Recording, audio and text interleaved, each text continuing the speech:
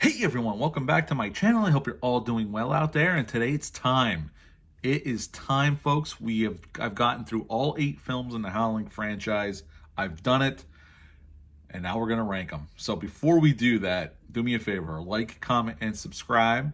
Join me here. I greatly would appreciate that. Also, as always, a shameless plug for my TeePublic store. I'll leave a link for that in the description box below. And yes, I've made it through all 8 films. It wasn't easy, but we did it. We did it. I stuck with it. I didn't, even when I didn't want to. I stuck with it. So we're gonna rank these bad boys. Now, like I said in my previous review for The Howling Reborn, that was the last film in the Howling franchise. That came out in 2011. Although I remember several years ago, after It Chapter 2 came out, that there was an announcement that Netflix wanted Andy Muschietti to direct a Howling remake. There has been no word about that since then. I've never seen anything about that since then, but I remember that announcement being made, and it's kind of just disappeared into the ether. So who knows if we'll ever get another Howling movie. I would say probably eventually we'll get a Howling remake, but, well, if they're not going to use practical effects, I'd rather let them not do it, but we'll see. We'll see what happens in the future. But as of right now, let's rank this bad boy. So we're going to start 8 films. So at number 8, the worst of the bunch by far, and one of the worst movies I've ever seen, hands down, is Howling 7, New Moon Rising. Yes. I gave this one a 0 out of 10, which I don't think I've ever done in any movie I've ever reviewed on YouTube. But this movie is a huge, raging dumpster fire. They tried to tie in the previous sequels, 4, 5, and 6, into this one. And like I said in my review, there's just random shots of people line dancing. They cut to random shots of people line dancing in this country band many, many, many times throughout the runtime of this film. And it just once in a while goes back to the main, what little plot there is, goes back to the main plot. Most of the time it's just people having random conversations in this pub in Pioneer Town and then cutting to line dancing and this country band. That's pretty much this film. The effects are awful. There couldn't have been much of a script because the dialogue's terrible. This is just a terrible movie from top to bottom, from the directing, the makeup effects, the acting's terrible. It's just an awful movie, and honestly, I don't know how this got a release, but at number 8, the worst movie in this franchise, by far, Howling 7, New Moon Rising. At number 7, this one hurts only because this is the most faithful adaptation to the original film. But it's so poorly put together. As I said in my review for that one, they shot no audio on set.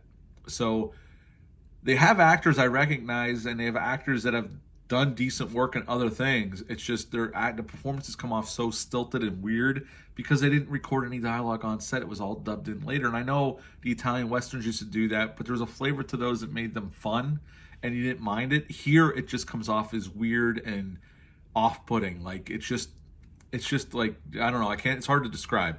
You have to watch it to believe it.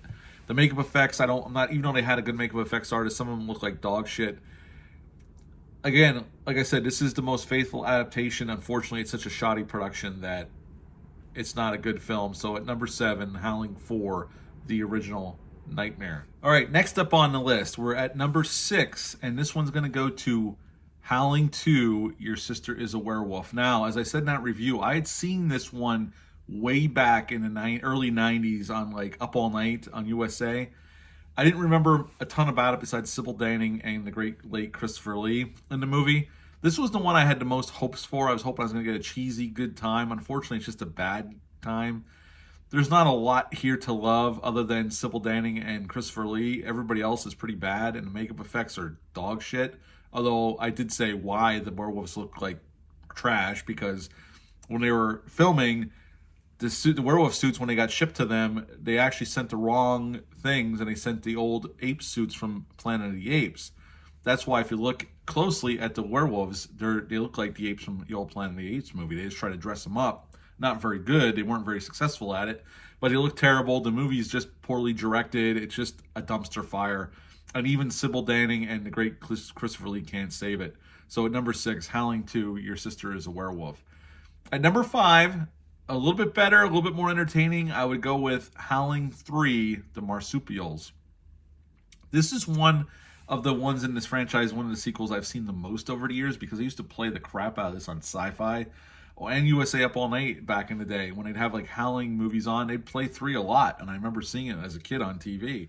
This one has some charm to it, though. It's goofy. There's some silly stuff in it, but it has some charm to it. Now, it is PG-13, and so that's one of the drawbacks. The only entry in the whole franchise it's PG-13.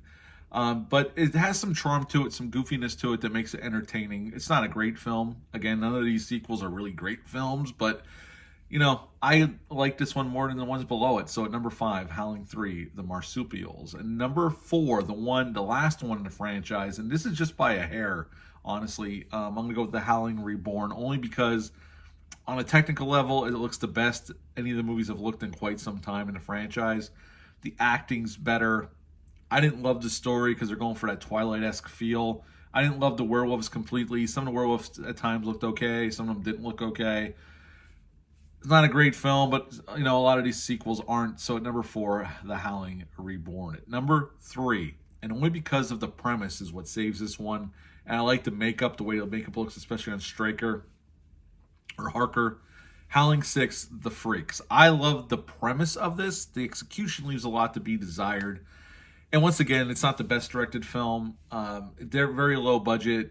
It was the first film they had filmed in America in quite some time in some of these sequels.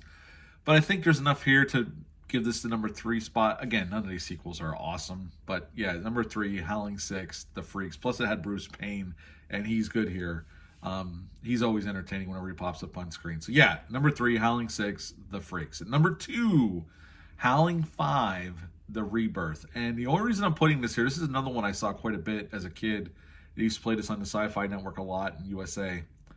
Is the whodunit aspect. Like I said in my review, this is basically a whodunit set in a gothic castle with a werewolf doing the slashing. That's pretty much the movie. I mean, you don't see the werewolf till the end, and even when you do see it, it's not impressive. But they keep it interesting, they keep the plot moving, and just for that, I've always kind of enjoyed this one, although still not a great sequel. But at number 2, Howling 5, The Rebirth. At number 1, which is obvious if you ever watch any of these, the obvious number 1 movie in this franchise is Joe Dante's the original, the classic, The Howling. Not only is this the best shot movie in the franchise, not only is this the best, I think the cast is great here. The effects are the best out of the whole franchise. Rob Bottin's effects started by Rick Baker, and then he went off to do American Werewolf in London, and Rob Bottin took over the project. Great special effects, a fun sense of humor, and just a fun, horror-filled good time. I like this movie a lot. I've been watching it since a kid. I own it on Blu-ray. So yeah, number 1, The Howling. Now, this franchise is one of those franchises that hasn't been taken good care of, like I said. And the one thoroughfare through a lot of the sequels was Clive Turner was heavily involved. And the only really good sequel I could even give credit Howling 5 is probably my favorite sequel. Like I said, that's why it's number 2. This franchise has been mismanaged forever. And hopefully if they ever decide to reboot it, somebody takes it seriously, puts some money into it, does the werewolves practically, and gives us something that I think the Howling franchise deserves, a really good, solid werewolf film. And sadly, we haven't gotten that out of this franchise since the original. And that's it for this ranking. I mean, I made it through this journey. Once again, all of these films are on Tubi. If you want to watch them, a bunch of them are on their old pan scan. Looks like the VHS transfer, but you can watch them. I don't know if they'll ever get cleaned up. A lot of these movies don't deserve to be cleaned up. I'm sorry. But yeah, at the end of the day, if you want to see them, they're on Tubi if you're interested. That's the end of my Howling franchise journey. I hope you've enjoyed these reviews and this ranking video. We're going to move on to some other movies, but until next time, bye.